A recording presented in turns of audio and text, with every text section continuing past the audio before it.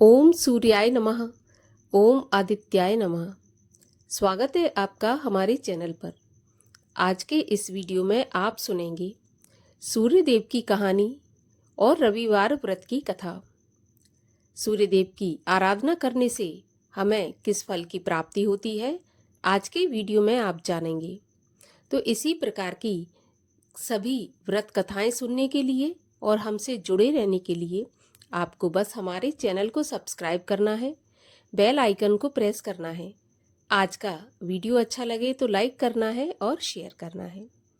तो चलिए भविष्य पुराण से ली गई इस कथा को सुनते हैं, जिसमें सूर्य देव की आराधना करने से हमें कौन से उच्च फल की प्राप्ति होती है, ये जानेंगे। कथा के अनुसार महाराज सत्राजित का भगवान सूर्य में बहुत ही प्रेम था, बहुत भक्ति थी।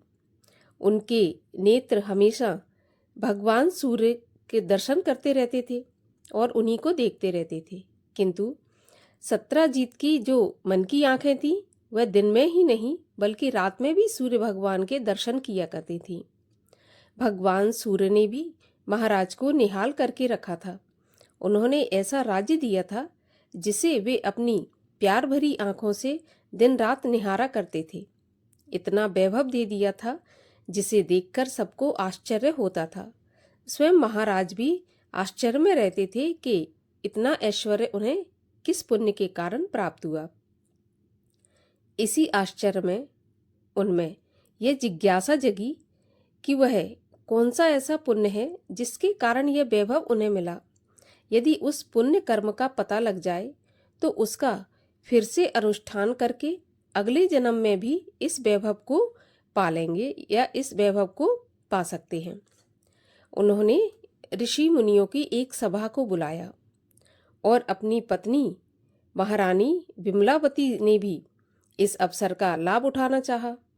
उन्होंने महाराज से कहा, नाथ, मैं भी जानना चाहती हूँ कि मैंने ऐसा कौन सा शुभ काम किया है जिससे मैं आपकी पत्नी बन सकी हूँ।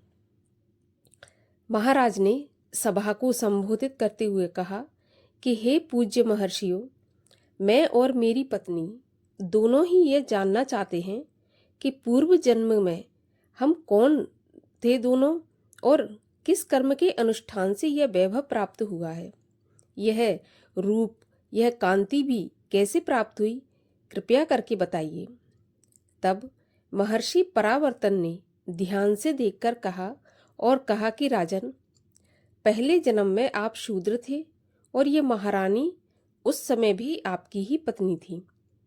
उस समय आपका स्वभाव और कर्म दोनों ही आज से बिल्कुल विपरीत या उल्टे थे। प्रत्येक को पीड़ित करना आपका काम था। किसी प्राणी से भी आप प्रेम नहीं करते थे। पाप से आपको कोढ़ भी हो गया था। आपके अंग कट कट कर गिरने लगे थे। उस समय आपकी पत्नी मलयवती ने आपकी बहुत सेवा की। आपके प्रेम में मगन रहने के कारण वह भूखी प्यासी रहकर भी आपकी सेवा किया करती थी। आपके भाई बंधु आपको पहले से ही छोड़ रखे थे क्योंकि आपका स्वभाव बहुत ही क्रूर था। आपने क्रूरतावश अपनी पत्नी का भी परित्याग कर दिया था, किंतु उसने आपका त्याग कभी नहीं किया। वह छाया की तरह हमेशा आपके साथ रहती थी।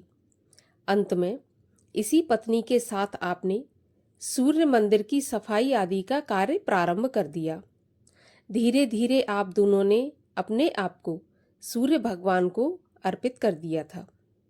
आप दोनों के सेवा कार्य बढ़ते चले गए। झाड़ू बुहारू, लीपना पोतना आदि कार्य करके शेष समय दोनों इतिहास पुराण के श्रवण में बिताने लगे, कथाएं सुनने लगे।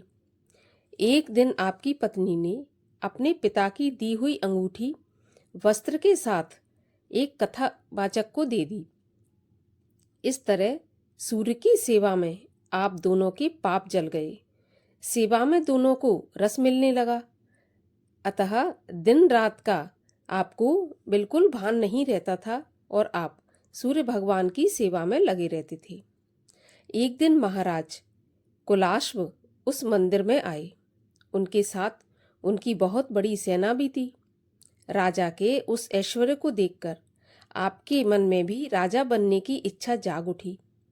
यह जानकर भगवान सूर्य ने उससे भी बड़ा वैभव देकर आपकी इच्छा पूरी करी।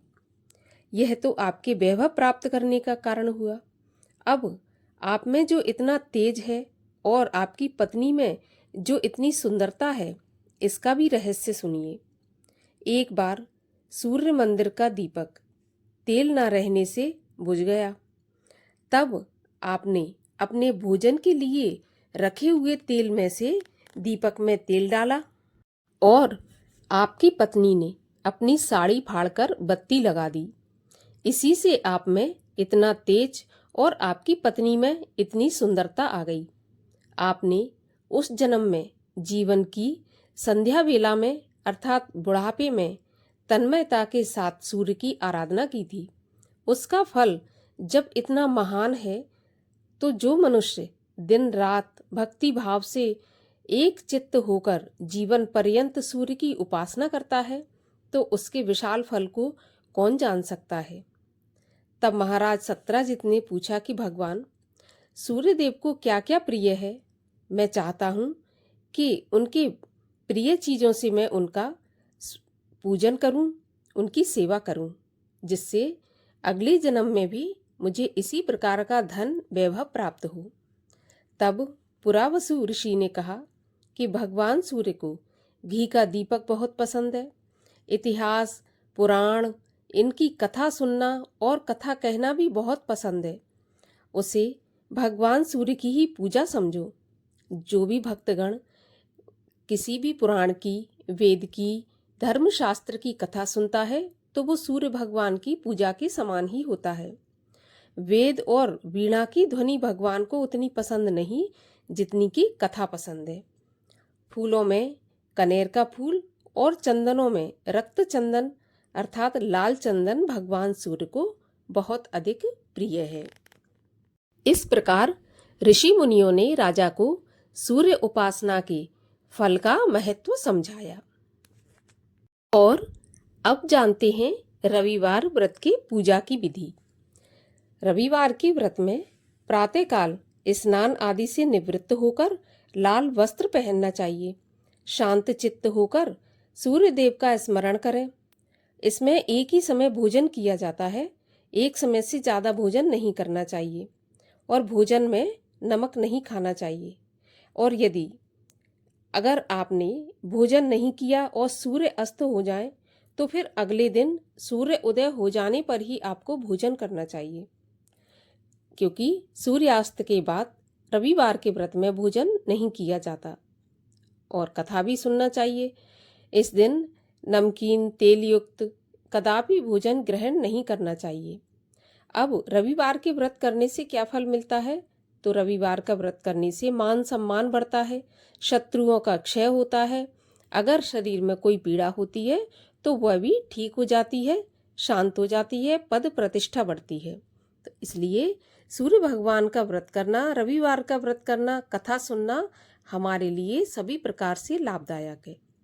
और चलिए अब एक और कथा सुनते हैं, जिसमें एक बुढ़िया माँ की कथा है। तो कथा के अनुसार एक बुढ़िया थी। उसका नियम था कि वह प्रत्येक रविवार को सुबह सुबह स्नान आदि करके घर को गोबर से लीपकर फिर भोजन तैयार करके भगवान को भोग लगाकर स्वयं भोजन ग्रहण करती थी। श्री हरि की कृपा से उसका घर अनेक प्रकार के धन धान्य से पूर्ण था। घर में किसी प्रकार का विघ्न या दुख नहीं था। सब प्रकार से घर में आनंद रहता था।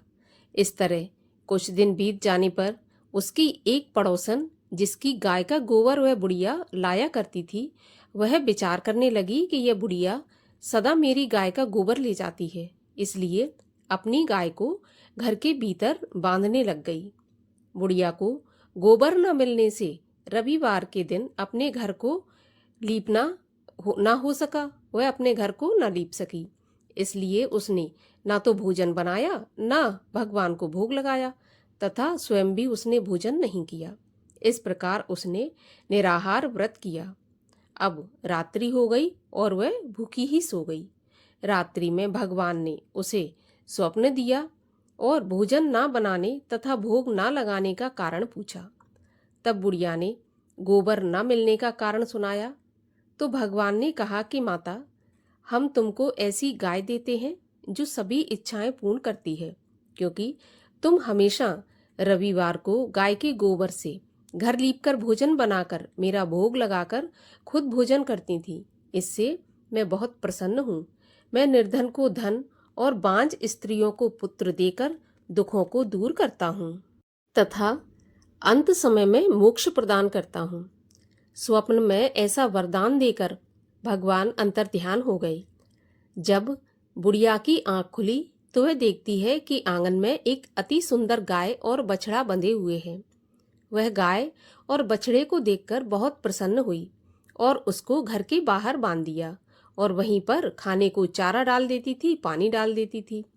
जब उसकी पड़ोसन बुढ़िया ने घर के बाहर एक अति सुंदर गाय और बछड़े को बंधा देखा तो द्वेष के कारण उसका हृदय जल उठा और उसने देखा कि गाय ने सोने का गोबर दिया है, तो वह उस गाय का गोबर ले गई और अपनी गाय का गोबर उसकी जगह पर रख गई।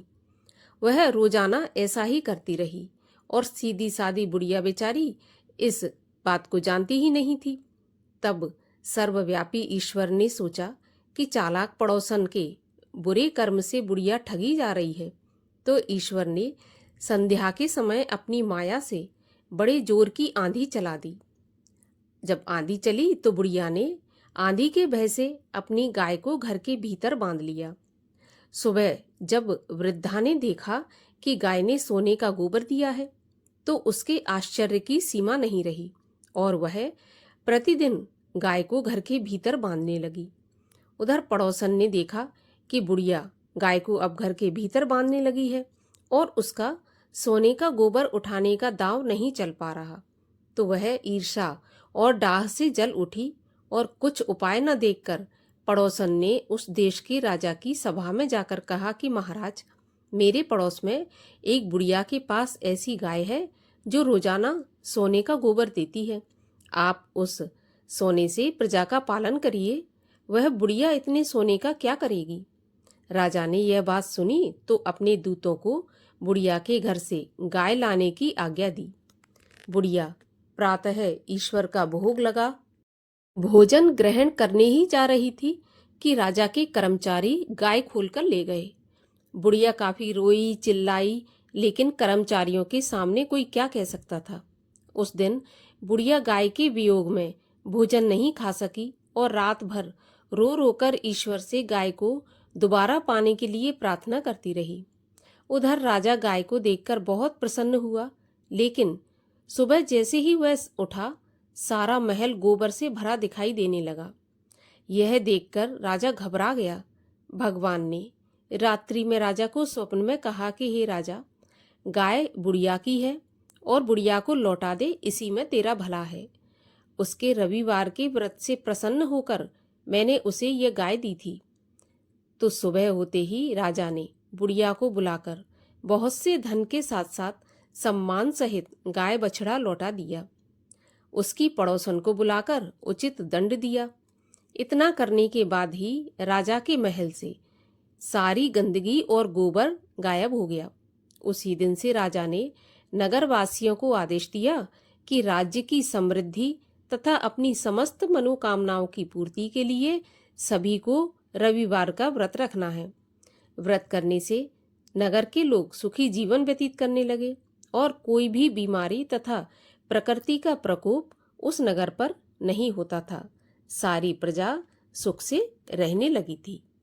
बोलिए सूर्य भगवान की जय।